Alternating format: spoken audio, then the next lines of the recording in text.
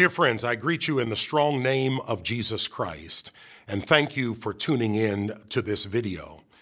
As we all know, we live in a time of anxiety, and a time in which that anxiety sometimes gets expressed in violence or the need to respond to violence. I know that because of recent shootings, Las Vegas and the shooting at the church in Texas, your anxieties are heightened, and we have had lots of inquiries here at the West Ohio Conference office about what's right, what's appropriate, do we have any protocols, and do we have any guidance about what to do in churches in order that people who are coming in and out for worship and for community and service can feel safe, and all of us have a right to feel safe. I want to remind you that in all things, we have to remember that we are the church, and we are invited to behave in particular ways that exude and hold forth the identity of Jesus Christ, in whose name we serve. We also live and work in partnership with other institutions and entities, for example, law enforcement and other first responders. And so I'm pleased today to turn to Columbus's Chief of Police, Kim Jacobs, who is an active church person who I've witnessed singing in the praise band at one of the early morning services at her church, to come to us out of the identity and the role that she plays in public service. And she's going to share with us some best practices, some do's and some don'ts about how to remain safe should there be an active shooter environment. Chief Kim Jacobs here, and I'm going to share some of the best practices from our experts in the field on how to deal with active threats. There are 5 do's that I want to go over. The very first do is to be aware, to report suspicious activity, and that's based on the behavior of the person. Always having an idea of reporting and looking for suspicious activity is the first step in prevention. Number 2, please do have a plan. Create a plan for your church that is specific to your church and its physical layout. Train on that plan. Talk to people about what the key words are going to be if we're really in an emergency situation and it's time to do something.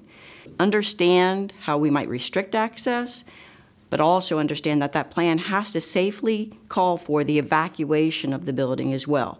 The 4th do is to run, hide, and fight. If you're able to run, run. Get away from the threat as quickly as possible. If you cannot run, then find a place to hide. If you can lock yourself into a room, barricade the door, make sure that you're hiding in a safe place, and then if you have a phone, try to contact us. Call 911. The last thing is, if you can't do the run, if you can't do the hide, then plan how you would fight if the assailant comes towards you.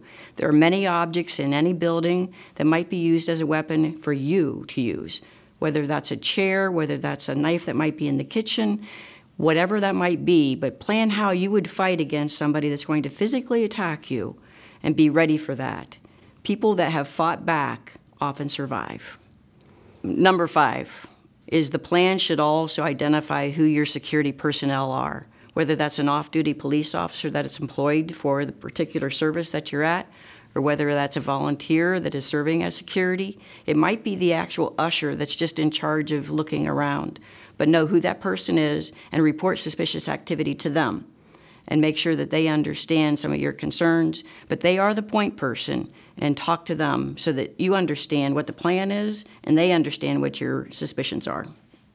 Our experts also have 5 don'ts that we don't want people to do when they're thinking about active threats. And the first one, don't be complacent. Even though these things happen infrequently, and it might not happen there, it always could happen there. So don't be complacent and always be on the lookout for suspicious activity. Another don't is don't think that suspicious activity should not be reported. We don't mind the call. Call us, call the police, call 911 if it's an emergency, talk to your ushers, talk to your security personnel. But we would rather know about that suspicious activity than to not know about it. Another don't is to don't be complacent about locking down your windows and making sure that the doors that are open are where our greeters are going to be, our ushers are going to be, so that suspicious behavior can be noticed. We don't want people wandering into areas of the church that are not open to the public. Another important don't is don't be passive prior to or during an active threat. Take immediate action. We all know, as experts in this field, that when people took action, lives were saved. The last don't.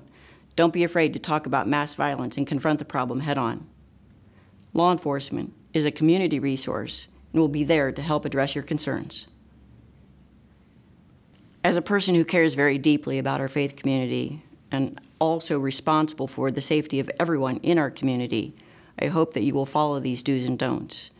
And I also hope you will join me in praying for peace on earth.